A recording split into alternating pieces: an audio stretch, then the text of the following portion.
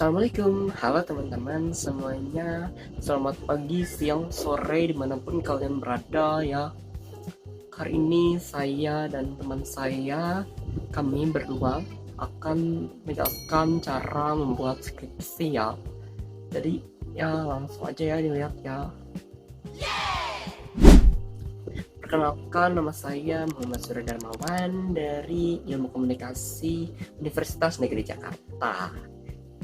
Perkenalkan, saya Hanta Syifa Wibowo dari Universitas Negeri Jakarta Ilmu Komunikasi. Halo teman-teman, di video kali ini kita akan belajar gimana sih cara buat skripsi dari awal sampai akhir. Mulai dari nentuin judul, kemudian nyusun pendahuluan, metodologi, hasil pembahasan, hingga kesimpulan dan daftar pustaka.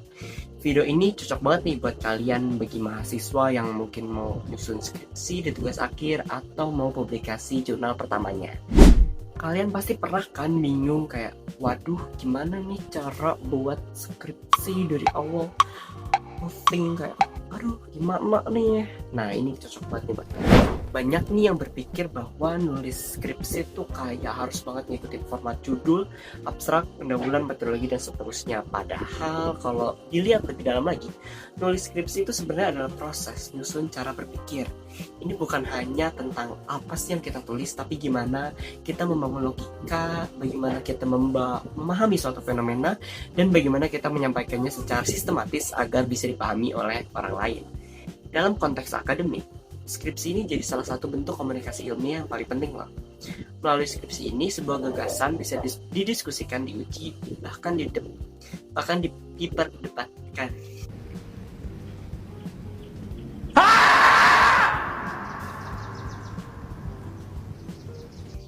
Dan disitulah letak nilainya. Pastikan nih kalian nonton sampai akhir karena pastinya bakal berguna banget nih buat kalian yang mau nyusun skripsi ini.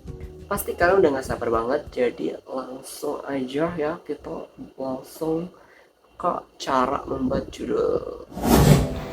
Oke, pada kesempatan kali ini saya akan menjelaskan bagaimana kita harus memulai dalam membuat penelitian kualitatif. Nah, seperti halnya mahasiswa umumnya kita belajar ya.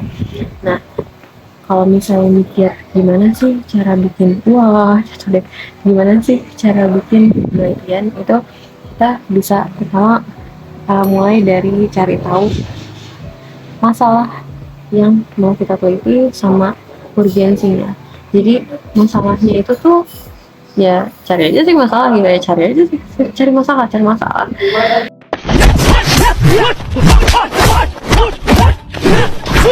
Kalau di A itu lagi ada isu ini, terus di B itu ada isu ini, tapi ketahuilah urgensi dari hal itu tuh apa. Jadi kayak kan penelitian kita ini kan ada untuk menjawab masalah tersebut. Nah ini kan nanti juga ada fokus penelitiannya, ada tujuan penelitiannya gitu ya.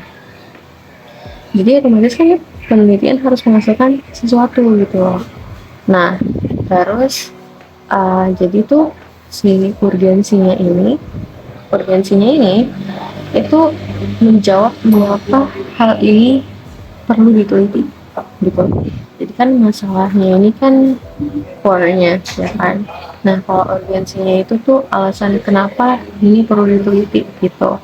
Nah nanti kalau udah tahu dua ini, pilih strateginya. Kan kalau di kualitatif itu udah banyak ya strateginya ya. Kalau di aku pribadi ngambilnya itu analisis framingnya William A. Gibson. Jadi jadi udah kepilih nih strateginya, kan udah tahu nih masalahnya apa, terus urgensinya apa, kalian pilih nih strateginya. Nah terus ya udah, sekarang kalian pilih variabelnya apa gitu.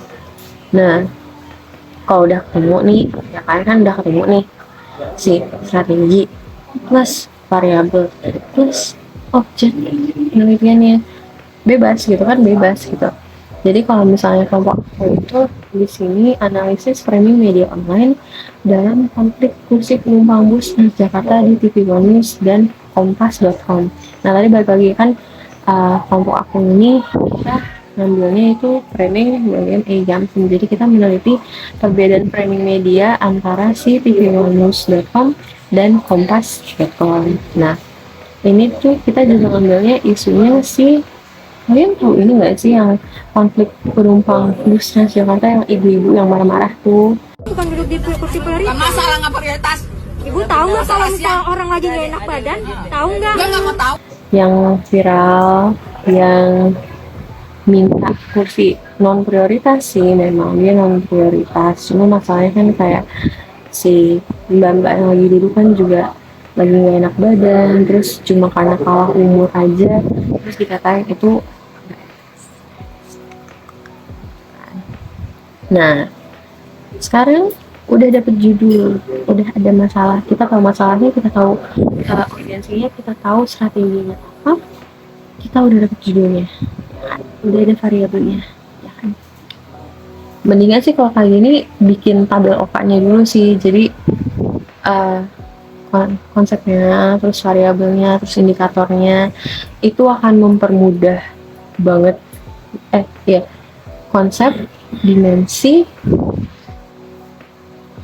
konsep, variabel, dimensi, indikator itu akan mempermudah banget pengerjaan penelitian kalian. Jadi konsepnya apa, variabelnya udah ada tadi ya. Kalian cari buku OK yang dimana kan dari situ kan bisa ketahuan ya kayak dimensinya tuh ada apa aja, terus nanti dari dimensinya itu indikatornya tuh ada apa aja. Nanti ikutin aja itu nanti gampang. Nah, udah bikin tabel OK-nya, udah dapet judulnya. Next kita ke latar belakang. Nah, ya latar belakang pada umumnya ya gimana ya, latar belakang pada umumnya ya kalian ada menjelaskan, ada menyinggung ini ya, ada menyinggung kayak kalian ceritain dulu, misalnya kayak tadi kan aku analisis framing, jadi kita menjelaskan perkembangan teknologi dulu, terus media sosial dulu, terus apalah dulu, baru kita menyinggung si objek penelitiannya tadi. Jadi kan latar belakang tuh sebenarnya kan luas banget ya. General dulu nih, kita di latar belakang nih, kita dari general dulu kita apa sih kita jelasin gitu. Terus ini juga harus pakai referensi ya, terus ngesitasinya pakai apa, formatnya form yang apa. Terus ya nanti kan kalau misalnya ngasih buku kan ada nama terakhir penulis, ada tahun, sama ada halaman bukunya kan. Nah terus pokoknya nih kalian pakai sitasi lah, kalian sitasi, terus ya pakai bukunya siapa, kalian tulis di situ, kayak masukin aja latar belakang apapun itu, selama masih nyambung sama apa yang kalian teliti, itu masukin aja.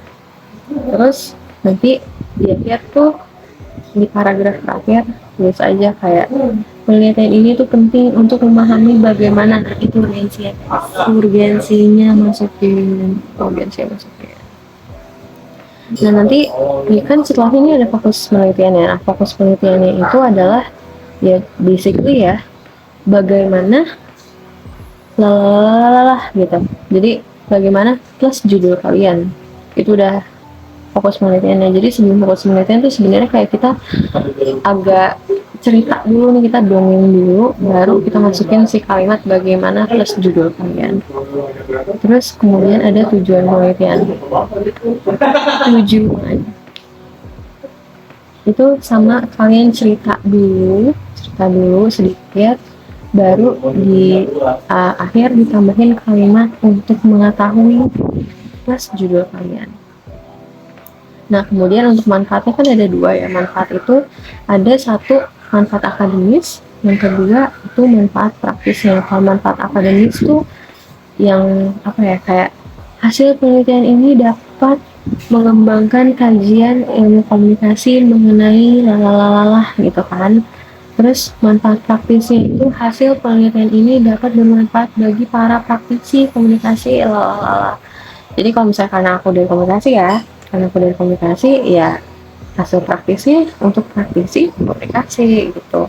Kalau misalnya dari ya jurusan lain berarti untuk praktisi jurusan itu gitu. Terus lanjut ke bab 2 guys, bab 2. Nah di bab 2 itu kita mulai dengan konsep. Nah konsep utamanya ini kalau penelitian aku baca. Konsep utama dalam penelitian ini adalah framing media online, yaitu cara media dalam mengonstruksi dan menyajikan suatu realita kepada halayak melalui proses seleksi, penekanan, serta penyusunan informasi tertentu.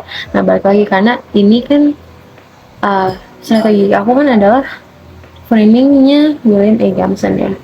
Nah jadi karena kita framing ya kita konsepnya itu ya cara media mengonstruksi penyajian gitu kan. Kalau framing itu kan basically katakan kita ada video, kita motong cuplikan tertentu gitu ya. Kayak misalnya kalau VTuber lagi live terus ya kita potong, kita snap sedikit gitu bagian saat mereka live, entah pas mereka lucu gitu kan, pas mereka lucu atau pas mereka ngeselin, terus kita compile. Itu kan katakan kalau misalnya kita yang lucu-lucu kita compile, oh my gosh lucu-lucu kita compile, terus kita publish nih ya, orang-orang yang nonton akan berasumsi kayak ini orang lucu banget nih gitu kan.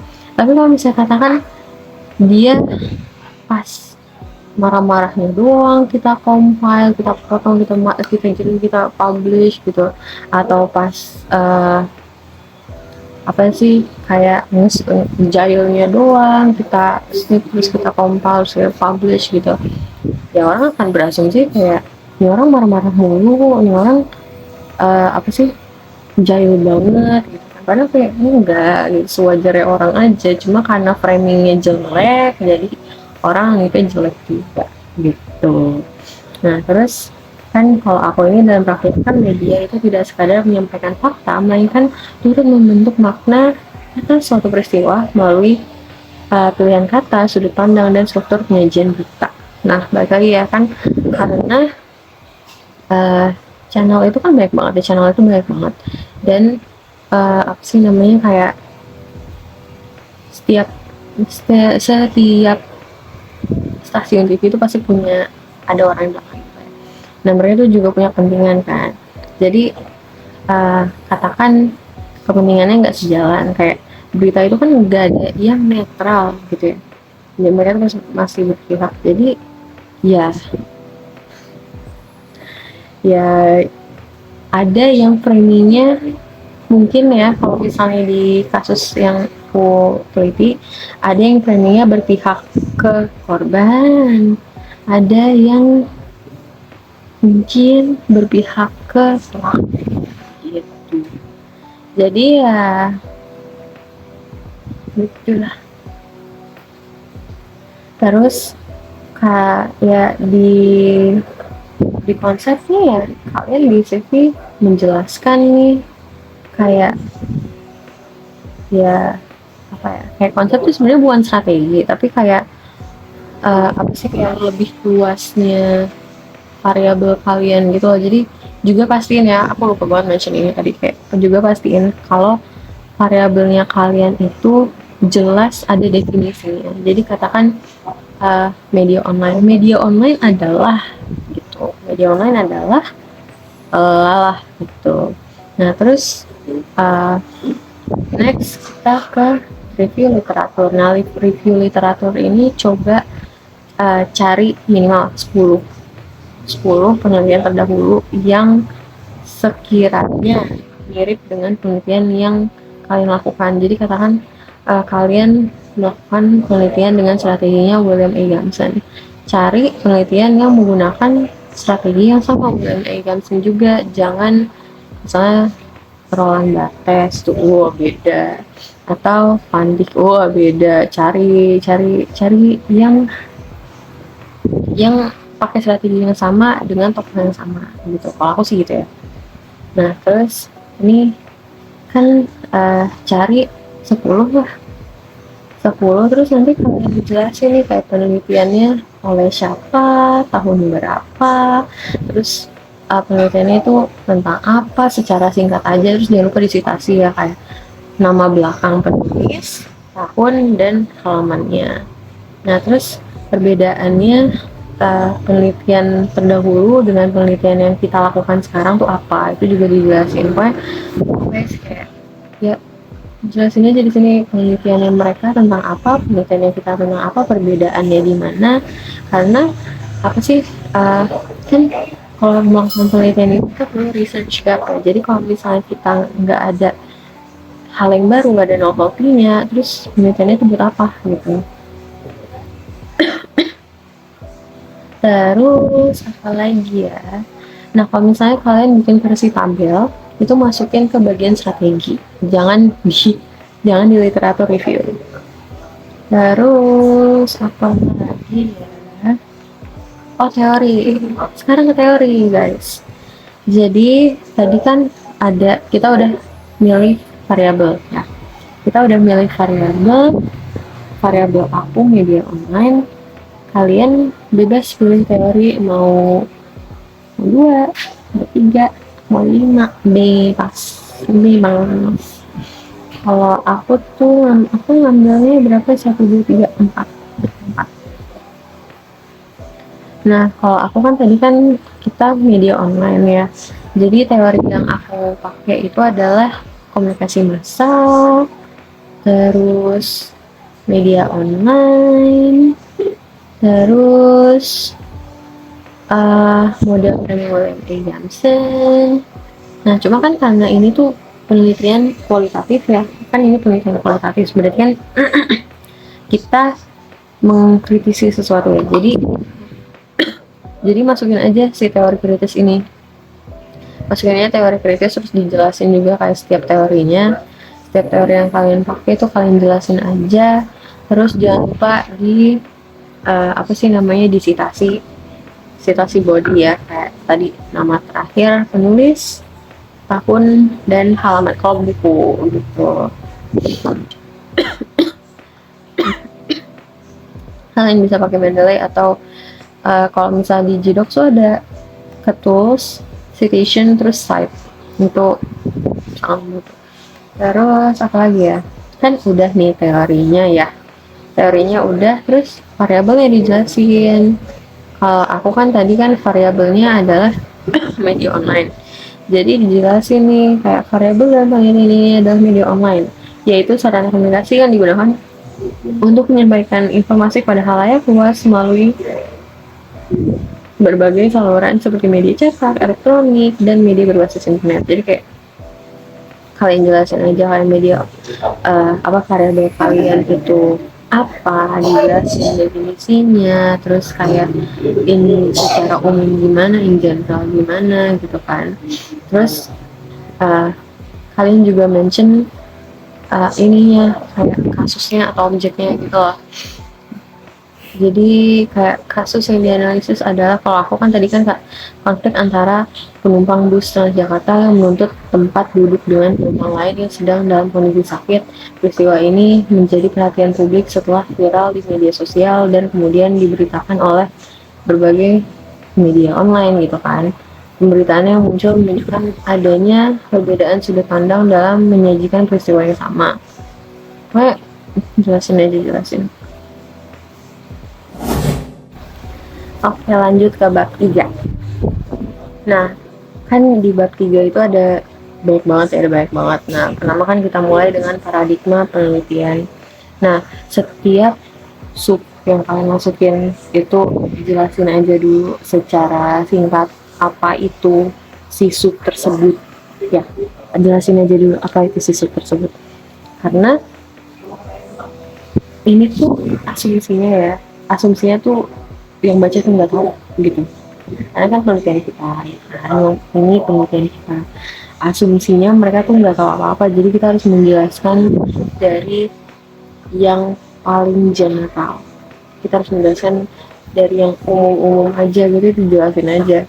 Jadi kayak ini kan yang pertama di bab 3 itu ada paradigma penelitian.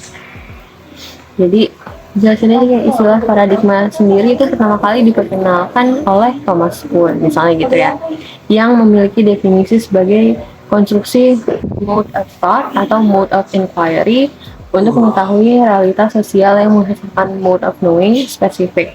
Nah, sedangkan menurut George Ritzer, paradigma penelitian adalah pandangan dari peneliti tentang apa yang menjadi pokok persoalan dan seharusnya dipelajari oleh salah satu cabang ilmu pengetahuan.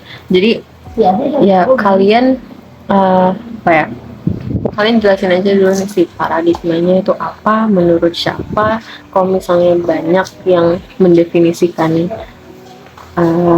kata tersebut, masukin aja, jangan lupa disitasi body, nama terakhir penulis, tahun, halaman. Terus dijelasin juga nih kayak paradigma yang digunakan dalam penelitian ini adalah paradigma apa? Kan paradigma ada kalau nggak salah dua. Ada interpretatif, ada konstruktif. Bener nggak sih? Correct me if I'm wrong ya, kalian bisa cek sendiri gitu. Terus ya kalian ini aja based on data yang kalian, based on buku dan ya buku-buku pendukung yang kalian temuin, masukin ke dalam daftar pustaka kalian juga. Terus ada pendekatan penelitian. Nah, pendekatan penelitian kalau aku ya, itu menggunakan pendekatan penelitian kualitatif. Kan ini kualitatif ya kan? Ini kualitatif. Sebut pendekatannya kualitatif. Menurut siapa? Tulis aja. Penelitian kualitatif adalah penelitian yang lah. Sebut aja, tulis. Sitasi, masukin ke dalam daftar pustaka. Terus ya misalnya nih kayak menurut Strauss berapa 3 komponen utama dari penelitian kualitatif, sebutin aja kayak sebenarnya gimana ya, kayak untuk bagian ini tuh kalian bebas aja tulis kayak apa yang mau kalian masukin aja. Tapi kalau misalnya kalian ngambil dari siapa, bukunya siapa, itu kudu wajib disitasi, di masukin daftar pustaka begitu. Terus metode penelitian. Nah, metode penelitian yang digunakan dalam penelitian ini adalah, kalau aku kan tadi analisis framing ya, strateginya. Sebenarnya strateginya atau metode penelitiannya si strategi. Analisis framing adalah metode yang mengkaji pemberitaan realita yang ada di media.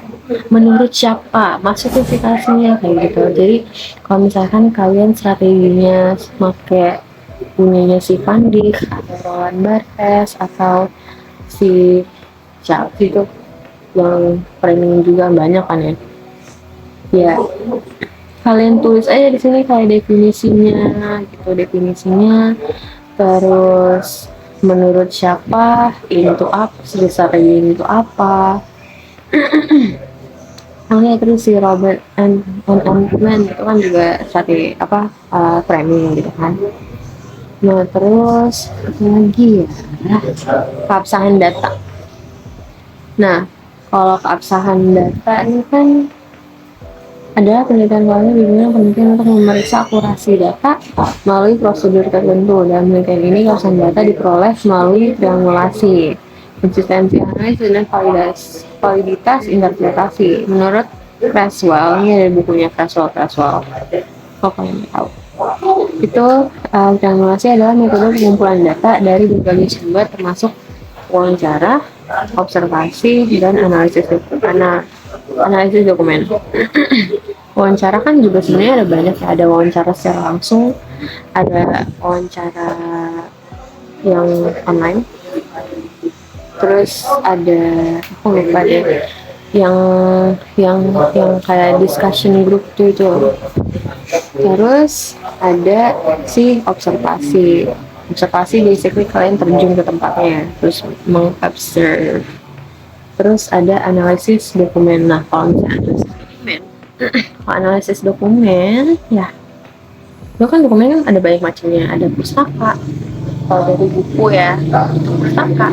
Kalau misalnya berita, kalian screenshot, ya kan? Kalian screenshot, kalian masukin aja si screenshot tersebut gitu. Terus kalau misalnya ini berita full text berita nih, masukin aja.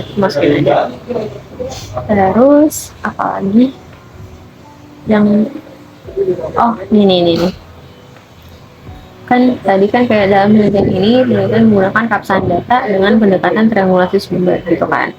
Nah, menurut siapa, masukin aja gitu. Menurut siapa triangulasi sumber bertujuan untuk meningkatkan gitu. Sih terus kalau yang punya aku nih, ini tuh kita bagi lagi gitu loh. Jadi hal ini dilakukan untuk mendapatkan gambaran secara lengkap mengenai fenomena yang diteliti.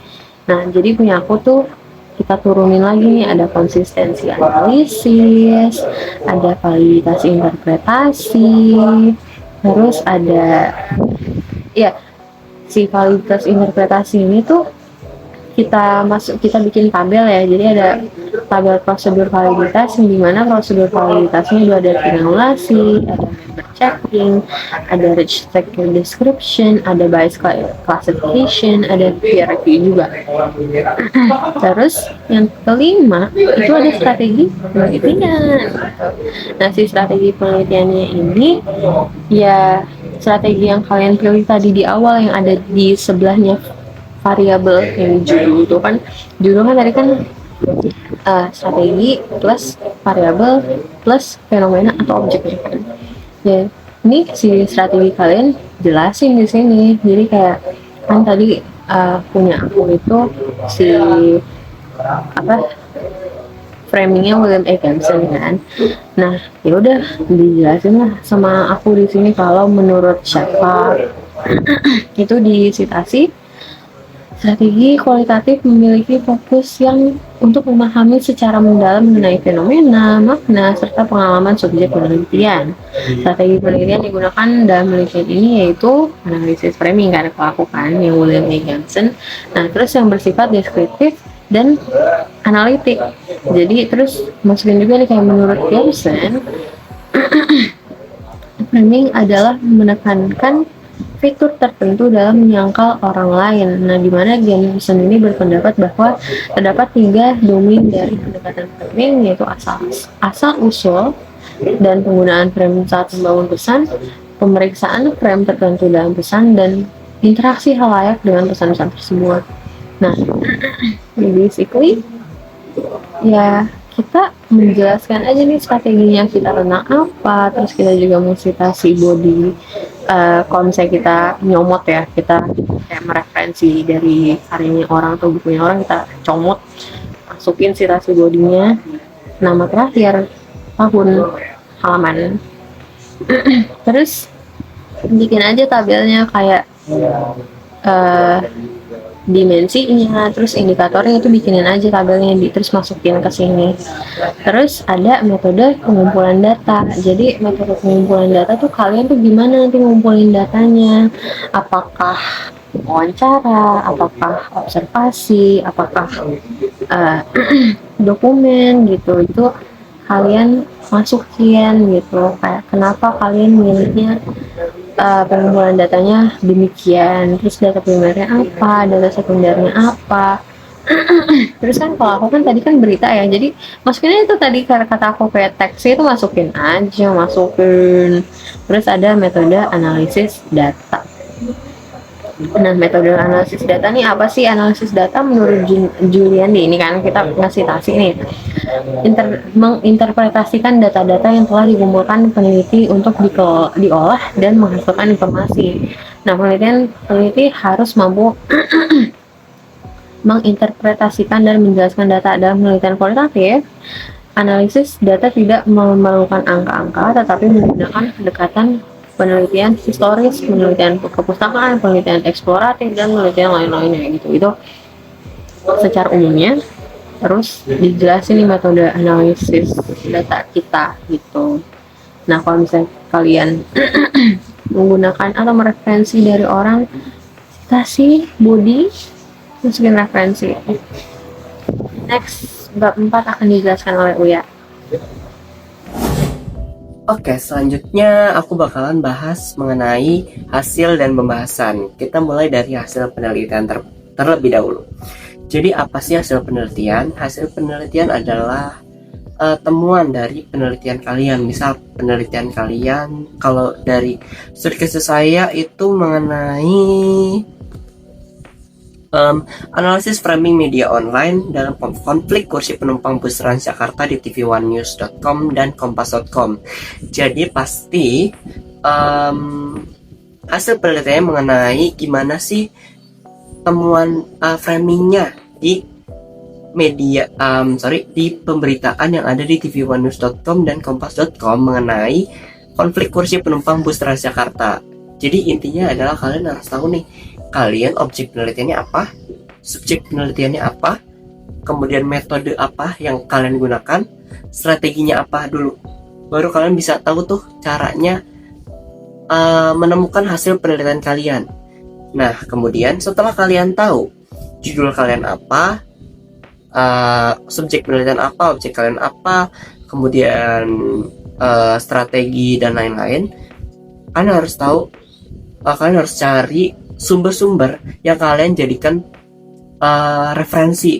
Jadi kalian cari terlebih dahulu penelitian-penelitian sebelumnya mengenai yang mirip-mirip seperti yang penelitian kalian lakukan. Jadi kalau dari saya itu saya cari satu atau banyak, ini banyak. Saya cari banyak artikel, jurnal yang strateginya mirip dengan strategi yang saya lakukan. Jadi saya gunakan penelitian itu untuk dijadikan untuk saya amati tiru modifikasi gitu. Jadi saya gunakan itu sebagai pacuan saya untuk melakukan penelitian ini. Untuk itu saya menggunakan model framing dari Jameson dan Modigliani untuk melakukan untuk menemukan hasil penelitian saya. Untuk kalian bisa gunakan model yang sesuai dengan strategi kalian.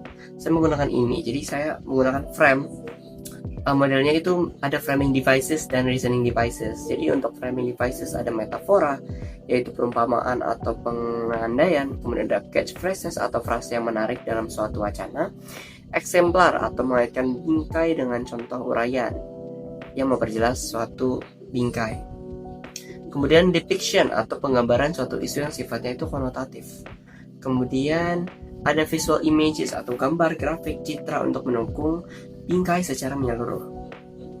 Kemudian ada kemudian ada reasoning devices yang berisi roots atau analisis sebab akibat, appeals to principle, premis dasar, klaim-klaim moral, dan consequences, yaitu konsekuensi dari bingkai tersebut. Nah, setelah kalian tahu model yang akan kalian gunakan, langsung kalian lakukan penelitian tersebut. Kalian bisa melakukannya secara offline atau online, dan itu juga tergantung kalian mau melakukannya itu tingkatnya apa, tingkat penelitian, tingkat meso kah, tingkat mikro kah. Untuk saya hanya melakukan dari media-media. Saya mencari media-media dan mencari artikel beritanya, begitu. Kalian kalau tingkat meso, kalian bisa cari tuh tingkat meso itu harus melakukan apa aja gitu. Itu tergantung juga dari strategi dan metode kalian untuk menentukan kalian di tingkat apa penelitiannya. Karena ada beberapa penelitian yang mengharuskan kalian untuk melakukan wawancara. Untuk saya sendiri, saya tidak melakukan wawancara untuk analisis framing Jameson dan Modigliani tersebut. Oke. Kemudian setelah itu Anda melakukan kemudian Anda melakukan pengumpulan data. Jadi saya menggunakan dua portal berita, yaitu TV1 News dan kompas.com. Saya menggunakan dua portal berita. Jadi saya mencari terlebih dahulu berita dari tv1news.com dan kompas.com yang memberitakan terkait konflik yang saya analisis. Seperti itu. Untuk dari media tv1news.com, saya mengambil berita dengan judul "Meledak, viral seorang ibu-ibu mengamuk ke penumpang Transjakarta setelah tak dikasih kursi non prioritas", yang terbit pada tanggal 22 Desember 2025. Kemudian untuk kompas.com, saya mengambil berita dengan judul "Ledakan emosi, seorang ibu usai tak diberi kursi non prioritas di bus Transjakarta", yang terbit pada tanggal 22 Desember 2025. Kemudian setelah itu kalian analisis dari berita yang telah kalian tentukan tersebut, atau kalau kalian melakukan wawancara, transkripnya kalian analisis. Untuk saya sendiri, karena menggunakan analisis framing Jameson, saya tadi melakukan dari model tersebut yang tadi saya sebutkan. Jadi untuk framing devicesnya saya menggunakan ada metafora. Jadi saya cari metafora dari berita, masing-masing berita tadi, portal berita tadi. Misal dari tv1news.com metaforanya apa, kemudian dari kompas.com metaforanya apa. Seperti itu. Untuk metafora, kemudian hal itu berlaku juga untuk catchphrases, exemplar, depiction, kemudian reasoning devicesnya juga kita lakukan hal yang sama. Ada roots, ada appeals to principle, ada consequences. Jadi semua unsur tersebut harus ada dalam berita yang Anda teliti. Kalau misalnya tidak ada, cari yang ada gitu. Oke, setelah kalian menemukan hasil-hasil tersebut, Anda kan kemudian harus menganalisis data-data tersebut. Jadi mulai dari framing devices, dari metafora. Jadi kalian jelaskan di analisis ini metaforanya itu contoh kalimatnya apa. Kemudian kalian bisa di bold atau bisa di garis bawah, atau kalian bisa mention lagi kata-kata metaforanya itu apa. Kemudian kira-kira arti dari metaforanya itu apa. Dan setelah itu bingkai dari metafora itu apa. Itu kalau kalian menggunakan analisis framing dari Jameson. Itu disesuaikan lagi dengan kalian menggunakan strategi apa, metode penelitian kalian seperti apa, disesuaikan lagi. Jadi intinya adalah di analisis ini kalian lebih jelasin lagi secara detail hasil penelitian kalian. Jadi hasilnya apa, kalian jelasin lagi secara lebih detail lagi di hasil penelitian, di analisis di hasil penelitian tersebut. Jadi di analisis kan beneran dijelasin lebih jelas lagi, lebih detail lagi. Begitu juga dengan catchphrases, kalian jelasin lagi contoh kalimatnya di mana, catchphrases, kemudian artinya apa, kemudian bingkainya seperti apa. Begitu juga dengan yang lain-lainnya. Di reasoning devices juga sama. Kemudian setelah itu, hal itu juga dilakukan di berita kedua. Jadi jangan cuma berita pertama, berita kedua juga dilakukan hal yang serupa seperti itu. Intinya pada saat kalian menulis hasil penelitian, tulis aja semuanya, hasilnya dijabarin aja, analisisnya juga semuanya dijelaskan secara detail aja, semuanya. Kemudian harus benar-benar menjelaskan misal kalau kalian ada wawancara dan ada mengambil dari suatu media, misal artikel media atau sumber itu beneran harus dua-duanya dijelasin, dua-duanya dianalisis, jangan cuma salah satunya, karena kalian kan dua-duanya emang penelitinya, jadi harus dua-duanya yang dianalisis gitu. Itu kalian bisa cari, kalau misalnya kalian strateginya atau metodenya beda dengan punya saya, bisa banget cari yang sama dengan penelitian kalian. Cari aja di Google Scholar atau di mana aja, di Google gampang, tinggal cari aja artikel jurnal strategi bla bla bla, artikel metode penelitian bla bla bla, nanti keluar tuh artikel jurnalnya. Kalian bisa cari tuh gimana sih caranya menulis hasil penelitian dan menganalisis hasil penelitian kalian berdasarkan strategi dan metode yang kalian gunakan. Jadi jangan plak-ciplak juga, cuma kalian jadiin referensi kalian juga jangan cuma satu ngambilnya, jadi berbagai artikel jurnal kalian juga harus ambil gitu. Oke, selanjutnya ada dari pembahasan. Pembahasan tuh apa sih? Jadi setelah kalian analisis tadi, pembahasan ini adalah pengaitan dari hasil kalian, hasil temuan kalian dengan teori-teori yang telah kalian dengan teori-teori yang kalian gunakan. Jadi sesuai dengan tinjauan pustaka. Jadi kalian coba dilihat lagi tinjauan pustaka kalian, teori apa yang kalian gunakan, dan itu dikaitkan dengan teori yang kalian gunakan.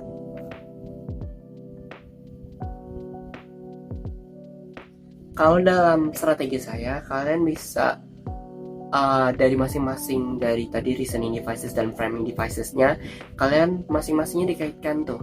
Jadi emang panjang teman-teman, gak apa-apa, sabar aja ya. Jadi misal dari metafora dikaitkan dengan teori kalian seperti apa, kemudian catchphrases-nya seperti apa, masing-masingnya dijelaskan, dan itu juga berlaku dengan berita yang satunya lagi. Jadi dua-dua beritanya juga dikaitkan dengan teori. Jadi benar-benar sedetail itu. Kemudian setelah itu kalian bisa bandingkan. Ada yang perbandingan dengan penelitian terdahulu. Jadi perbandingan dengan penelitian terdahulunya itu apa? Kenapa sih kalian melakukan penelitian ini? Apa sih yang bedain dengan penelitian sebelumnya hasilnya? Gitu, itu ditulis juga. Biar yang baca itu bisa langsung tahu nih perbedaan penelitian kamu dengan penelitian sebelumnya. Kemudian di sini kamu juga bisa kayak, karena ada perbandingan, apakah dari penelitian sebelumnya itu kamu bantah atau malah kamu dukung, gitu. Seperti itu. Jadi di sini bisa ada perbandingan juga. Jadi kayak, apakah selamanya penelitian terdahulu itu benar, atau karena penelitian Anda bisa dibantah penelitian sebelumnya. Kemudian teorinya apakah sejalan dengan teori atau tidak. Jadi di sini kalian juga bisa berkontribusi.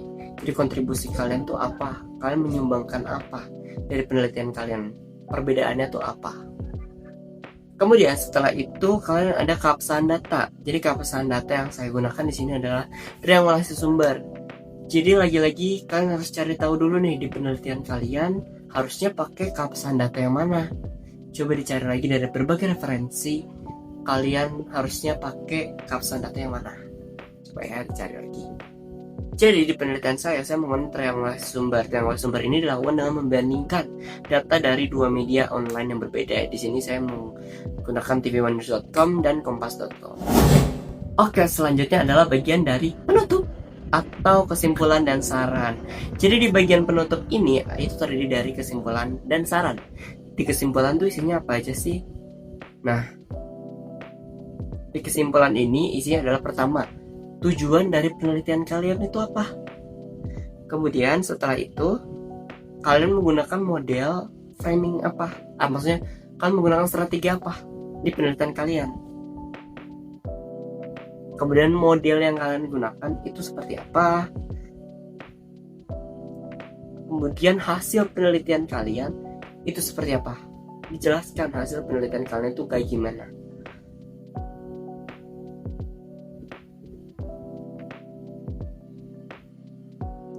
Kemudian dari hasil penelitian ini disebutkan juga dari hasil penelitian dari media A seperti apa, dari media B seperti apa, seperti itu. Dan hasil bingkainya terutama seperti apa. Jadi di kesimpulan ini harus menjawab dari tujuan penelitian kalian.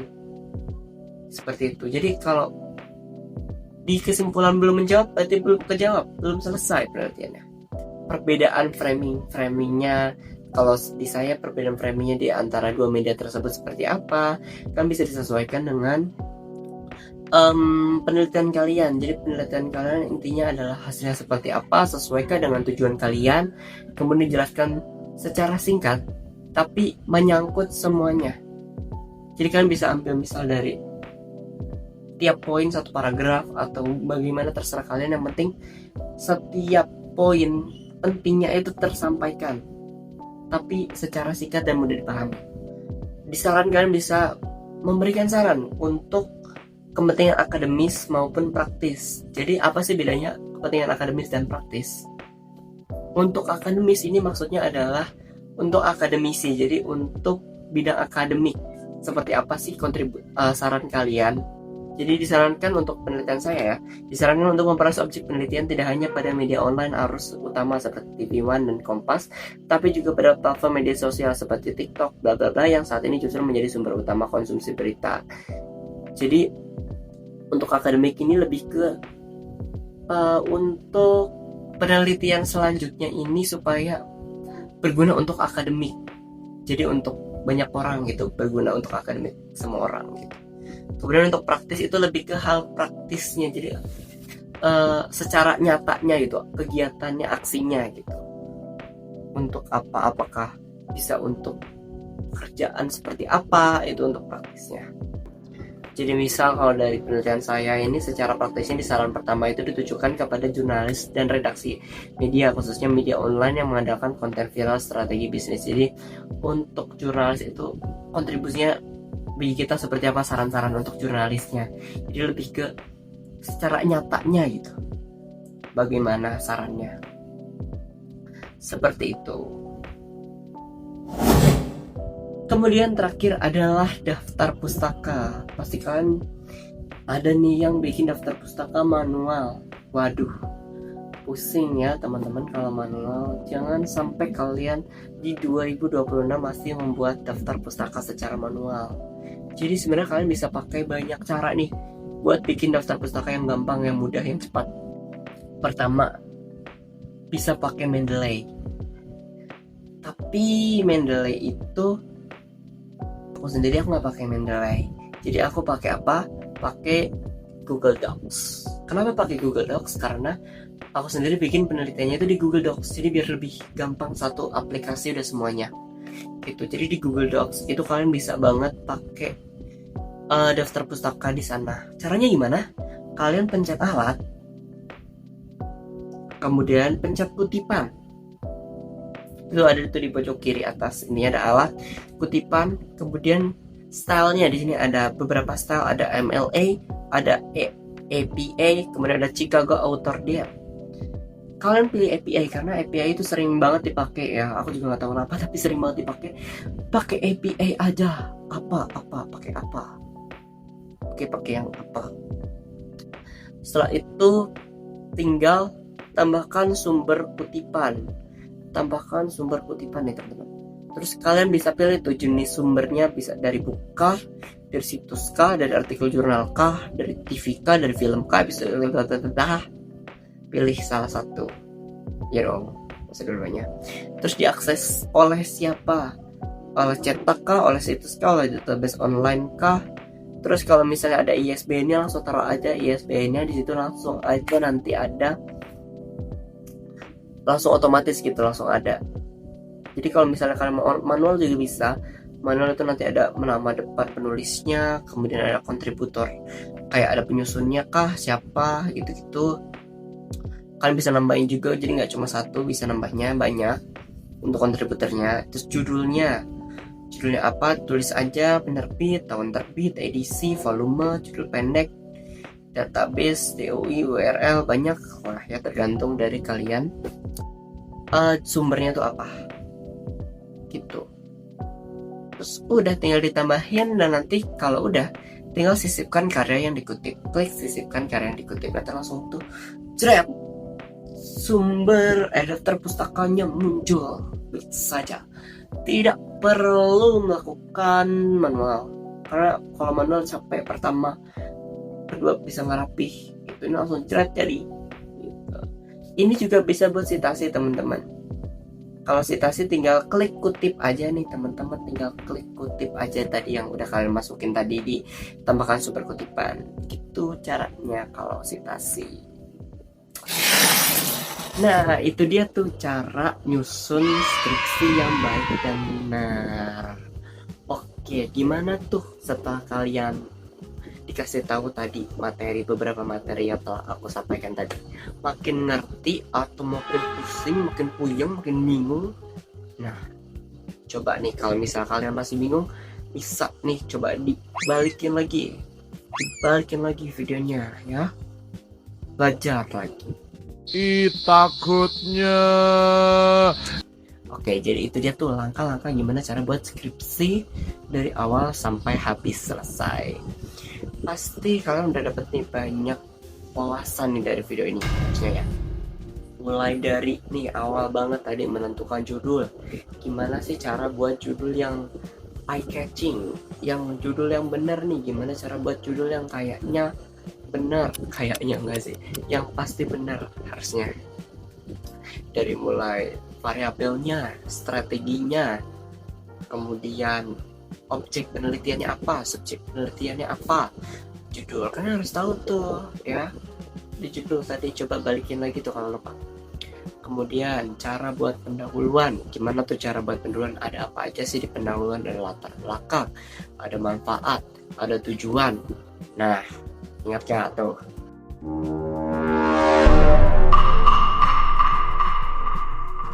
Ada metodologi, coba di metodologi ada apa aja. Metodologi itu cara gimana kita bikin penelitian tuh, metodenya apa, coba kita cari itu di berbagai referensi, coba dicari, jangan asal, jangan buku biologi jadiin referensi, ayo harus cari sumber yang terpercaya dari artikel jurnal atau dari buku-buku tentang metodologi gitu. Kemudian hasil dan pembahasan, coba hasil dan pembahasannya sesuai metode tadi caranya, jangan bikin metode baru buat nyari hasil dan pembahasannya. Coba kita harus tahu hasilnya. Itu pembahasan itu isinya tentang hasil penelitiannya dikaitkan dengan teoriknya. Kemudian kesimpulan dan saran. Kesimpulan isinya tentang apa sih yang kita temuin tadi di versi lebih singkatnya lagi, nggak usah panjang-panjang. Kemudian untuk sarannya apa untuk penelitian selanjutnya, coba. Kemudian ada daftar pustaka, gimana sih cara buat daftar pustaka yang benar, manual kah, pakai apa ya, terus ada style apa aja tuh di daftar pustaka, citasinya kayak gimana. Nah, kalau kalian konsisten nih ikutin cara-cara tadi, gimana cara buat skripsi tadi, mudah-mudahan skripsi kalian makin mudah, mudah-mudahan cepat ya. Bagi kalian yang mungkin masih mata kuliah metode penelitian, metopen, kualitatif, kuantitatif, semoga cepat selesai. Mungkin sekian video dari kami, semoga video ini bermanfaat untuk kalian semua. Kalau ada yang bingung boleh komen di bawah, jangan lupa juga buat like, share, komen, dan subscribe video ini. Bye bye, mohon maaf jika ada kesalahan. Thank you.